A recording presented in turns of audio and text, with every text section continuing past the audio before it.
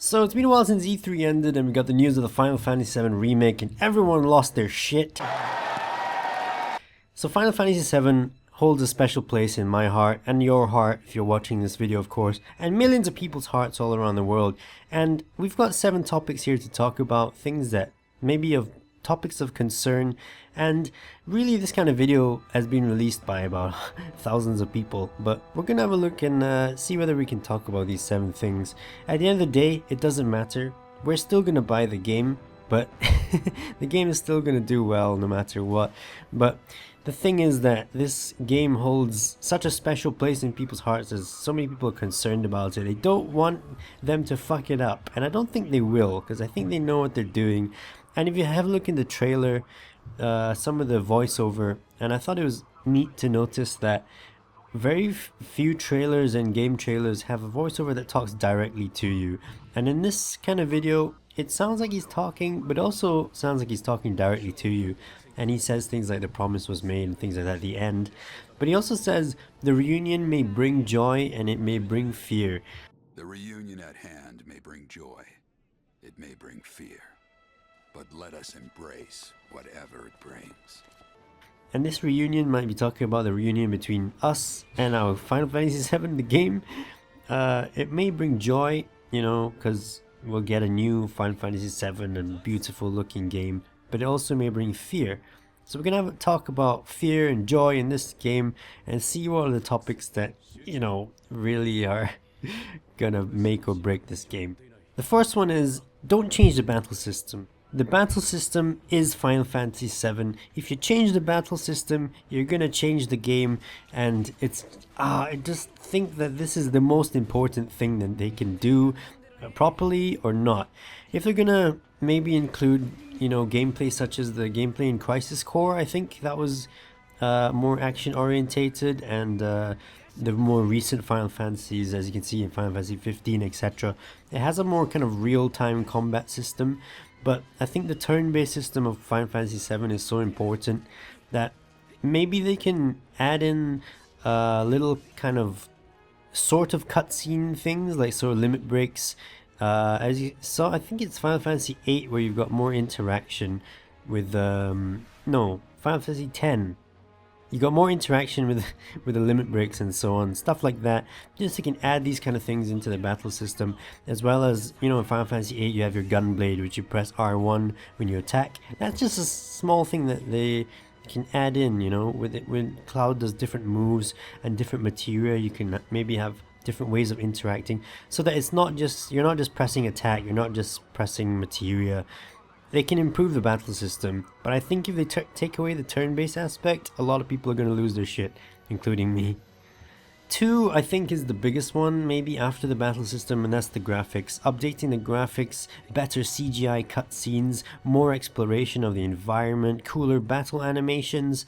Now, this is what's going to make the game incredible on next gen, and if we're getting the game possibly within the next 2 years, it's going to look amazing. And you can imagine, you know, exploring Midgar and exploring Shinra headquarters in a kind of beautiful 3D environment. It's gonna look amazing, and I think this is probably the thing that's going to make the game the best that it can be. However, the thing about the graphics and the thing we're going to talk about later, which is voiceover, is that there's a lot of text in Final Fantasy VII. You do a lot of reading, and a lot of the story is conveyed through text. So, you know, if we're going to get these cutscenes and CGI cutscenes, is it going to become a CGI simulator where you're pretty much sitting down and watching, you know, cutscene after cutscene? Because let's face it, a lot of Final Fantasy VII is story, and this could turn out to be, you know, a lot of watching. So we might as well talk about the voiceover next. So 3, voiceover. Now, a lot of people have their own voices of the characters in their heads, and I think voiceover would, a lot of people might be against this, but I think it might add a lot to the storytelling, you know, if everyone had their own voices. And you know, imagine back in the day when Aerith died, or Aerith or Aerith, whatever you want, when she died, imagine like that scene moved so many people without words, and adding words, would that spoil it? Would that make it better? Who knows? It depends on how they do this. And I think a lot of maybe voiceovers could work while you're kind of doing action sequences and walking around, instead of being stagnant and going through text like in Final Fantasy VII. A lot of the story could be told while you're doing something, which I think is quite important. So 4 is the music. I think the music in Final Fantasy VII is my favorite music of any of the Final Fantasies. I think 10 maybe was quite good, but 7 was amazing.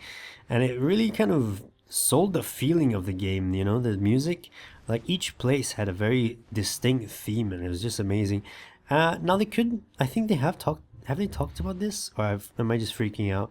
No, I think if they do go back and remaster the music, I think they should really keep the original scores and make them really recognizable. But maybe also, I think there's talk from a video that I watched where someone was saying maybe they could even put in an option for you to switch back between original and remastered music, kind of like in the Halo universe where you can switch the graphics back and forth.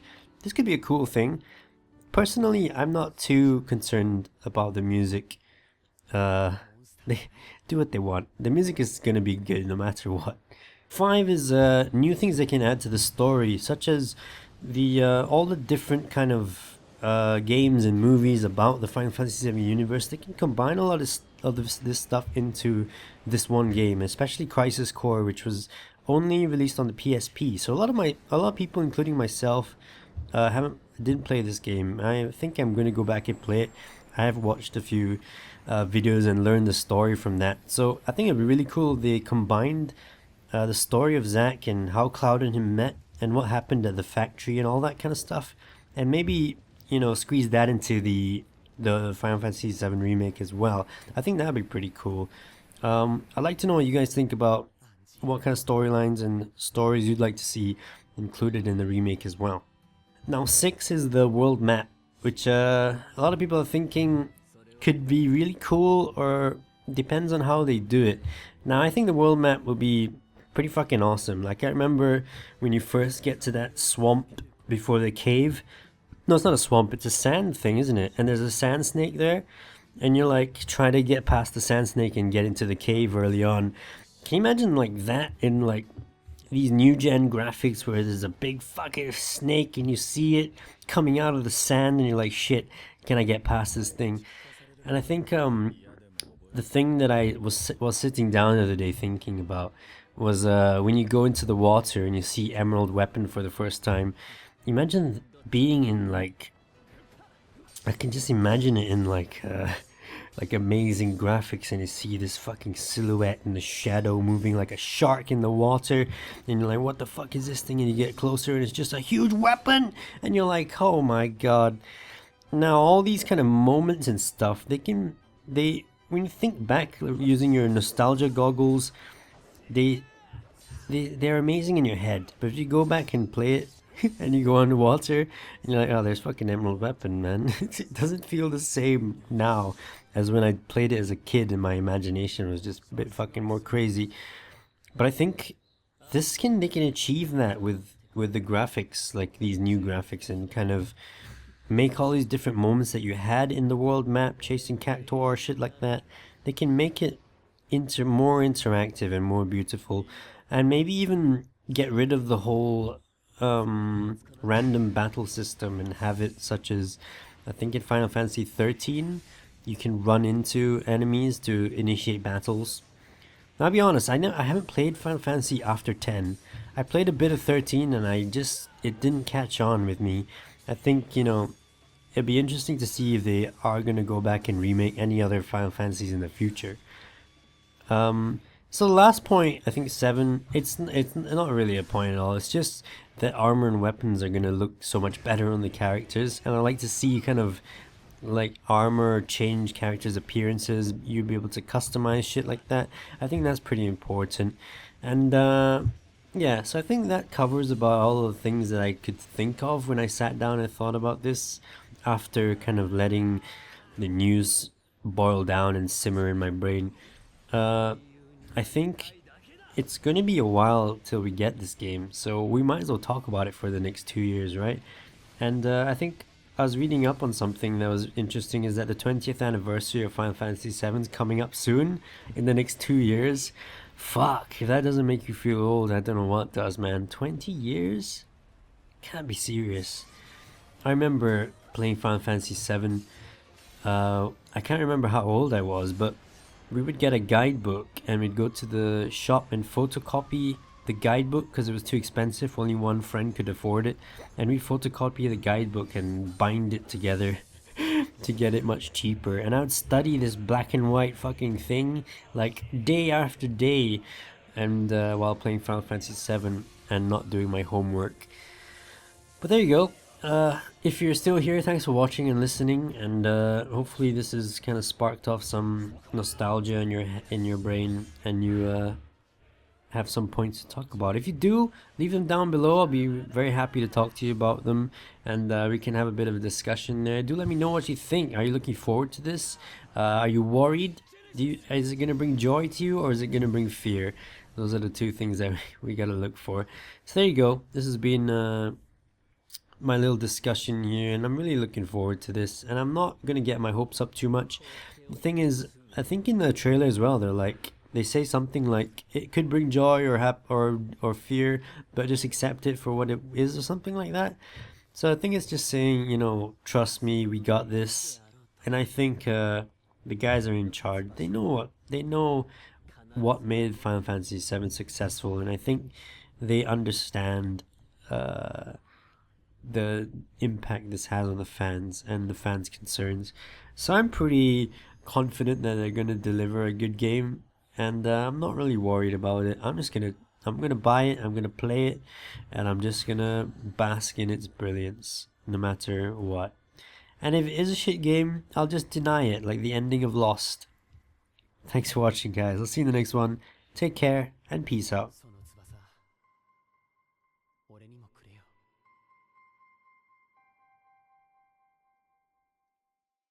Long ago, we looked upon a foreboding sky. The memory of the star that threatened all burns eternal in our hearts.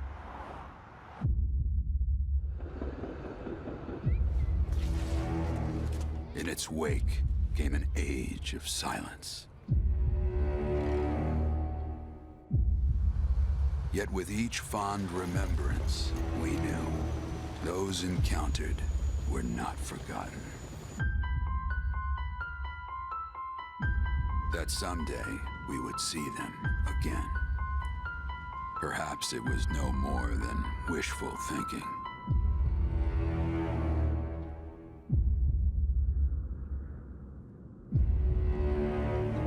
But after the long calm, there are now the beginnings of a stir. The reunion at hand may bring joy, it may bring fear, but let us embrace whatever it brings. For they are coming back. At last, the promise has been made.